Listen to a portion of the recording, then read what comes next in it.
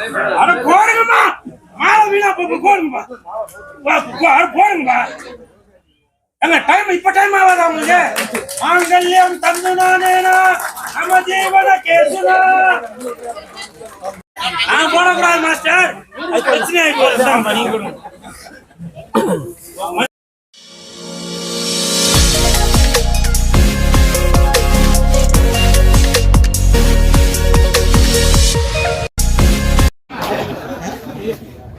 நன்றி, வணக்கம்.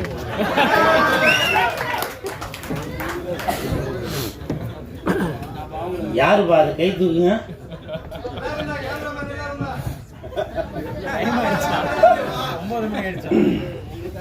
இல்ல வேற யாரா பேசலப்பா, எதுக்கு மூட் அவுட் பண்ணி? இல்ல பரவாயில்ல, இல்லப்பா நான் உங்களுக்காக தான் நான் ப்ரிப்பேர் ஆகி வரது. அப்புறம் ஒரு ஆள் வேணும்ன்றீங்க, ஒரு ஆள் வேணான்றீங்க, அப்புறம் மூட் அவுட் பண்ண என்னத்த பேசுது? நன்றி, வணக்கம். நம்ம அடுத்த படத்துல சந்திப்போம், சரிங்களா? நன்றி.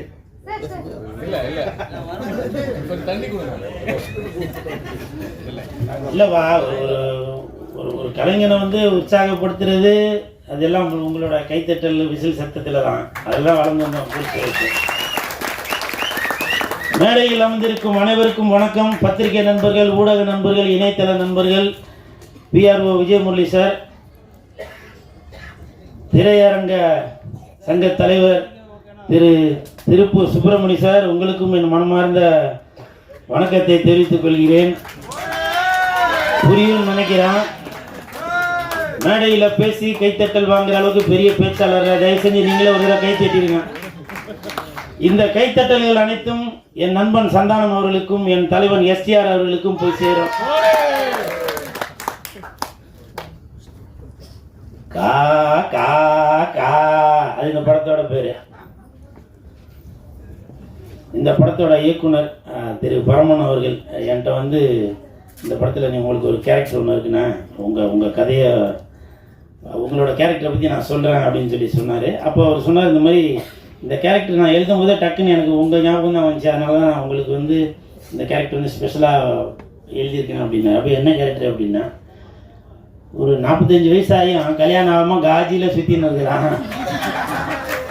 50 வயசு ஆண்டி கிடைச்சாலும் சரி, இல்லை 70 வயசு ஆயா கிடைச்சாலும் சரி, கல்யாணம் பண்ணலாம் அப்படின்ற ஒரு வெறியோடு சுற்றுற ஒரு கேரக்டரு அப்படின்னா. அதாங்க ஏப்பா இதுதான் கிடச்சிதாப்பா அப்படின்னா. இல்லைண்ணா உங்களோட இதுக்கு இது கரெக்டாக இருக்குண்ணா அப்படின்னாரு. நல்லா தான் இருந்துச்சு. இல்லைவா கேரக்டர் சொன்னேன், நல்லா இருந்துச்சு.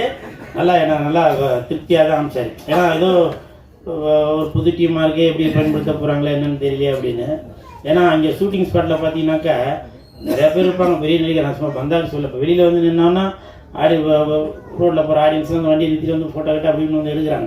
அப்போ நான் என்ன ஒரு இதுவும் சின்ன கேரக்டர் தான் கொடுத்துருவாரு அப்படின்னு நல்ல ட்ரெய்லரில் வர அளவுக்கு, போஸ்டரில் வர அளவுக்கு கொடுத்துருக்காரு.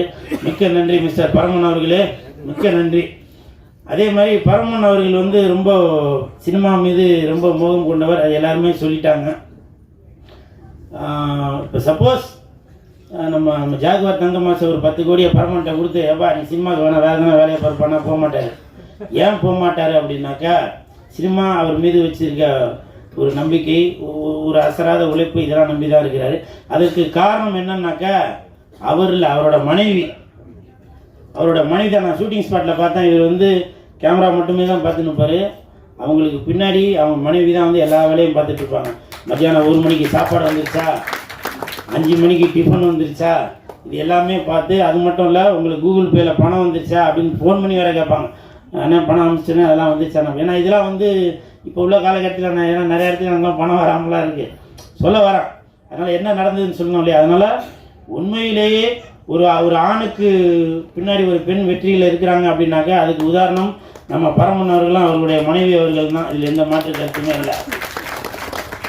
அதே மாதிரி படத்தோட தயாரிப்பாளர் சதீஷ் அவர்கள் வரலையா, அவர் வரல, வெளிநாட்டில் உள்ளவர். ஷூட்டிங் ஸ்பாட்டில் வந்து என்னை வந்து சந்தித்தார். அதாவது ஒரு வீட்டில் வந்து 3 நாளாக தொடர்ந்து ஷூட்டிங் நடக்குது. 4வது நாள் நான் அந்த வீட்டுக்கு போகிறேன்.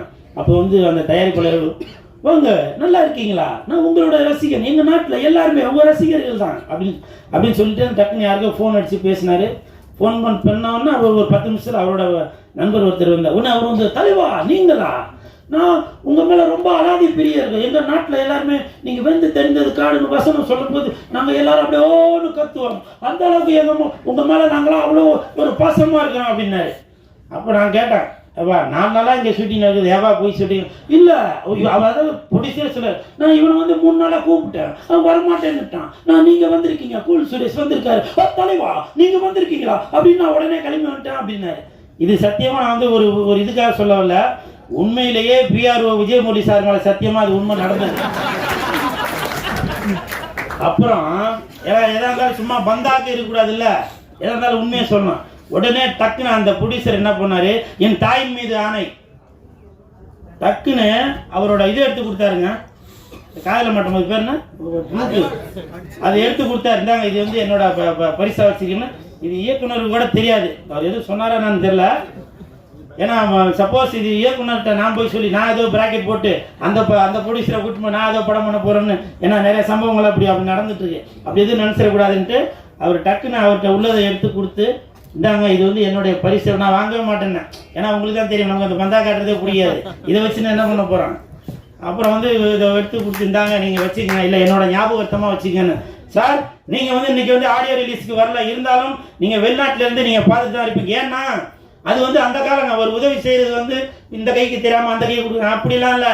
4 பேருக்கு பண்ணுற உதவி 4 லட்சம் பேருக்கு தெரியணும். அப்படி தெரிஞ்சாதான் நம்மளும் அதே மாதிரி ஒரு உதவி பண்ணணும் அப்படின்னு தோணும். இது கூட நான் உதவியே இல்லை, அவர் வந்து எனக்கு ஒரு கிஃப்ட் கொடுத்துருக்காரு. இப்போ போகும்போது கூட இது வந்து டேரக்டருக்கு தான் நான் ஒரு பரிசு கொடுக்குறதா நினச்சி இதை வந்து டேரக்டர்கிட்ட கொடுத்துட்டு போக போகிறேன். சரிங்களா? அப்புறமா ஃபோன் பண்ணிலாம் கேட்காதீங்க, மறந்துட்டு நான் எடுத்து போனாலும் போயிடுவேன். அதே மாதிரி இப்போ நம்ம சீனு ராமசாமி சார் சொன்னாங்க, இந்த மாதிரி வீடியோலாம் பேசி அனுப்பிச்சேன். அப்படி ஒரு 2 பாயிண்ட் அவர் சொல்ல மறந்துட்டாரு. நான் வீடியோ பார்த்து பேசி அனுப்பிச்சேன். வீடியோ அவர் பார்த்துட்டு, குரு நீங்கள் முதல்ல இருந்ததுக்கு நல்லா ட்ரிம் ஆகி நல்லா கண்ணமெல்லாம் நல்லா ஒட்டி போய் நல்லா சூப்பராக இருக்கிறீங்க, நான் அடுத்த படத்தில் உங்களை கதாநாயகன் ஆக்குறேன் அப்படின்னு சொன்னார். சத்தியமாக சொன்னார், நம்புங்க. நம்பிக்கை இல்லைன்னா மறுபடியும் சொல்கிறேன், பிஆர்ஓ விஜயமுரளி சார் மேலே சத்தியமாக அவர் சொன்னார். அவர் இல்லை இருந்தால் இப்போ நம்ம ஆமாம் சார் சொன்னீங்களா இல்லையான்னு கேட்டுருக்கோம். அதெல்லாம் சொன்னார் பாருங்க, அந்த பாயிண்ட்லாம் சொன்னார், முக்கியமான பாயிண்ட் சொல்ல வந்துட்டார். ஸோ இப்படி என்னால் முடிஞ்ச உதவியாக சினிமாவுக்காக நான் என்னென்ன பண்ணணுமோ அதெல்லாம் நான் பண்ணிட்டு தாங்க இருக்கேன். போன வாரம் கங்குவான்னு ஒரு படம் ரிலீஸ் ஆச்சு. நான் என்ன தப்பு பண்ணேன் சொல்லுங்க, நான் என்ன தப்பு பண்ணேன்? என்னை எல்லாரும் போட்டு அந்த திட்டுறீங்களே, திருக்குறள்ல இல்லாத வார்த்தையெல்லாம் கமெண்ட்ல இருக்குது. என்ன மட்டும் திட்டுனா பரவாயில்ல, மேல் வீட்டுக்காரன் கீழ் வீட்டுக்காரன் பக்கத்து வீட்டுக்காரன் எதிர் வீட்டுக்காரன் இந்த தெரு அந்த தெரு எல்லா தெருல உள்ளவங்களும் சேர்த்து ஒரே திட்டிட்டு இருக்காங்க.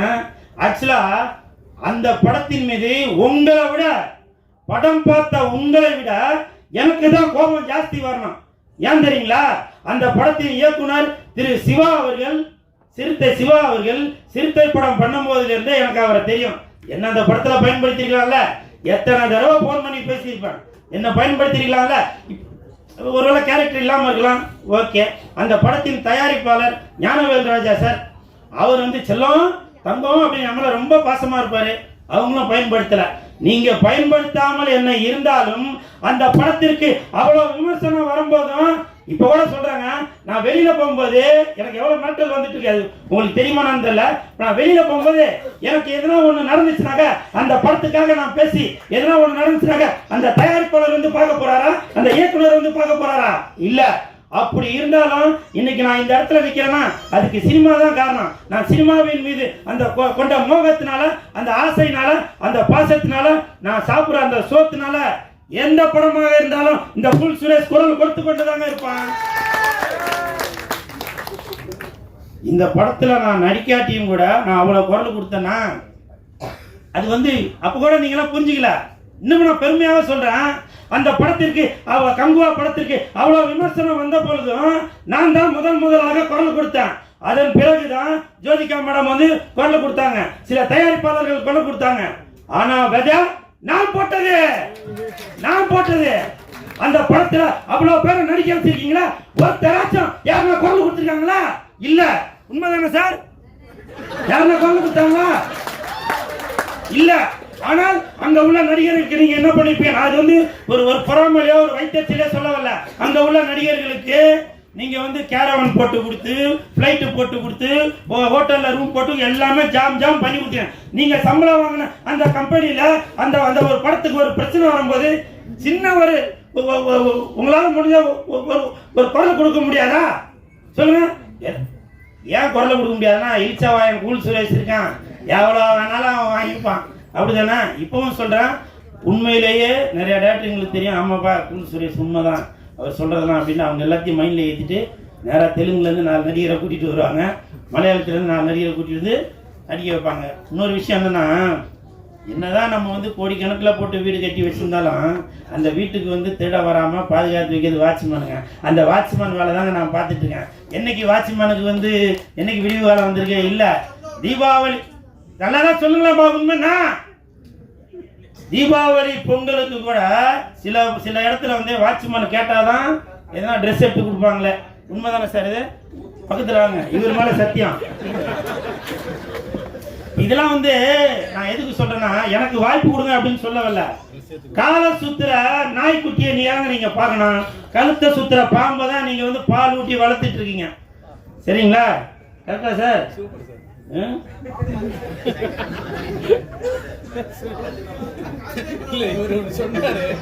என்ன சொன்னாரு?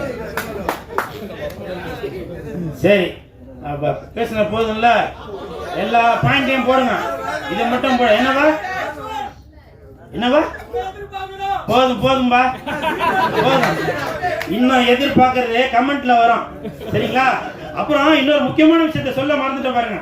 கங்குவா படத்துக்காக நான் வந்து பேசுனது எல்லாத்துலயும் மில்லியன் கணக்குல போயிருக்கு வீடியோஸ், வியூஸ் எல்லாமே. இப்பவும் சொல்றேன், சார் மேல சத்தியமா சொல்றேன், இப்ப வரைக்கும் நான் கங்குவா படம் பார்க்கல. அது எல்லாம் தெரிஞ்சுக்கங்க. என்ன திட்டுற ரசிகர்களே, இன்னமும் நான் கங்குவா படம் பார்க்கல. ஏன்னா உங்களை விட கோபம் வந்து எனக்கு அந்த படத்தின் மீது உண்டு. காரணம் என்னன்னாக்கா, அந்த நான் படம் பார்த்தாக்க, ஆஹா அந்த கேரக்டர்ல நான் நடிச்சிருக்கலாமே, இந்த கேரக்டர்ல நான் நடிச்சிருக்கலாமே அப்படின்னு எனக்குள்ள அந்த ஒரு ஆதங்கம் வந்து விடக்கூடாது. வந்தா மனிதனோட சூழ்நிலை எப்படி வேணா மாறலாம் இல்லையா? அப்படி மாறக்கூடாது என்பதற்காக தான் அந்த படத்தை பார்க்காமலேயே அந்த படத்திற்கு நீங்க வந்து பல கலவையான விமர்சனங்கள் வந்தாலும் ஆபாசமாக பேச வேண்டாம் என்பதை சொல்லியிருந்தேன். அப்புறம் அதுக்கு முன்னாடி இன்னொரு சூர்யா சார் படம் இதுல வந்துருந்துச்சா, ஜெய்பீம். அந்த படமும் நான் பார்க்கலப்பா. சரியா? அதனால அந்த படத்தையும் இந்த படத்தையும் கம்பேர் பண்ணி என்ன வந்து நடுத்தருவில் இழுத்து விட்டுறாதீங்க. சரிங்களா?